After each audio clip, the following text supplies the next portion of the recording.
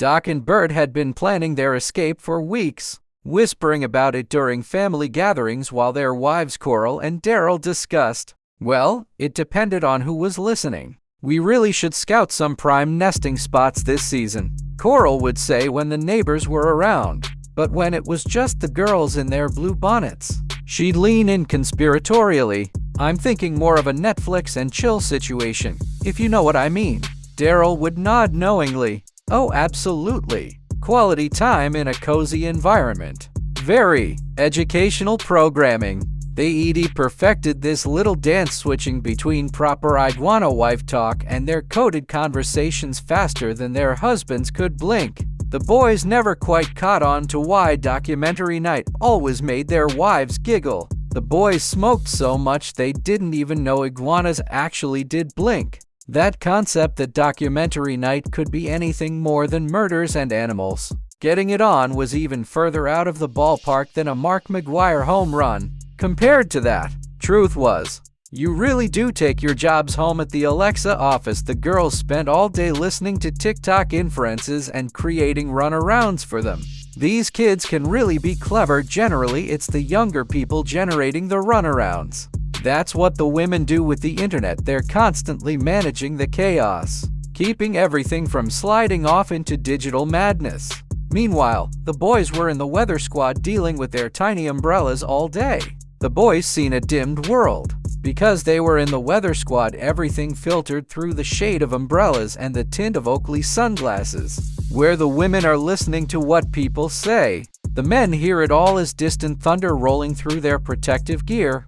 Meanwhile, Doc and Bert had been watching YouTube videos on fly fishing. But since they didn't have any room in the Echo to store their own fishing gear, they borrowed some equipment off the first distracted tourist they came across. Just for an hour, Doc had promised. What could go wrong? Everything went sideways before they even reached the water. Doc had worn his brand new 1986 Mets hat with Doc Gooden's signature for the occasion, convinced it would bring him luck.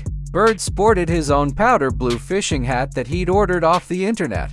The orange and blue Mets cap paired with Bertie's powder blue made them look like the Union Army marching to the sea. While Doc was setting up the rods, Bert wandered over to inspect their bait bucket. This looks fresh, Bert commented, then promptly devoured half the worms. Bird, that's our bait, Doc protested indignantly.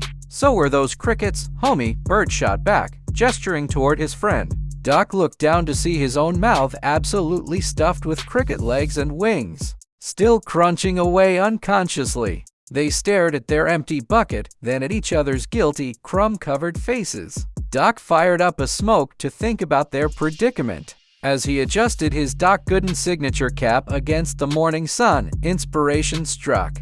Bird, that fishing hat of yours, doesn't it have a lure attached? Bird reached up and felt the decorative fly pin to his powder blue cap.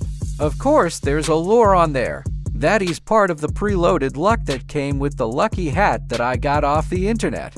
That's our salvation. We can use that as bait. Bird carefully removed the tiny lure from his hat. My internet-certified preloaded luck, coming to the rescue of our actual fishing. They attached Bird's hat decoration to the line with renewed hope.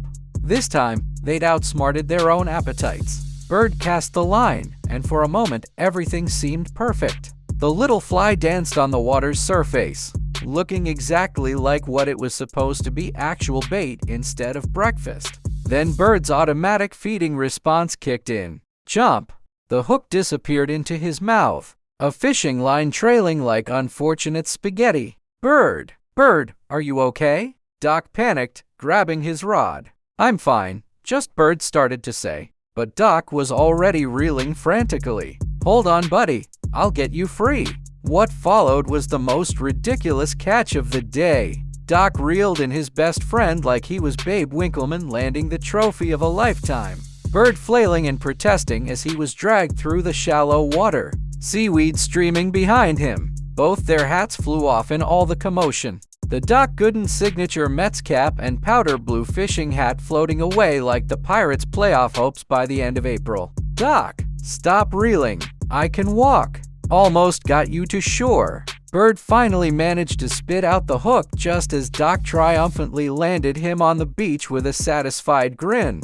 There, caught something after all. When they finally returned home hours later, Coral and Daryl were waiting with knowing smiles, holding steaming boxes of pizza. Productive fishing trip? Coral asked, eyeing their empty hands, tangled equipment, and missing hats. Well, Bird said, wringing water from his scales. Doc did catch something. Doc trudged over and tossed their cooler full of edibles into the corner with a thud. Don't even look at me like that, you ain't mounting me, he said, lighting up a smoke. Next time this thing's getting filled with beer instead. Why's that? Daryl asked. Doc passed the smoke to Daryl, then exchanged a look with Bird. They shrugged in unison, because married iguanas just mess fishing up to an elevated level.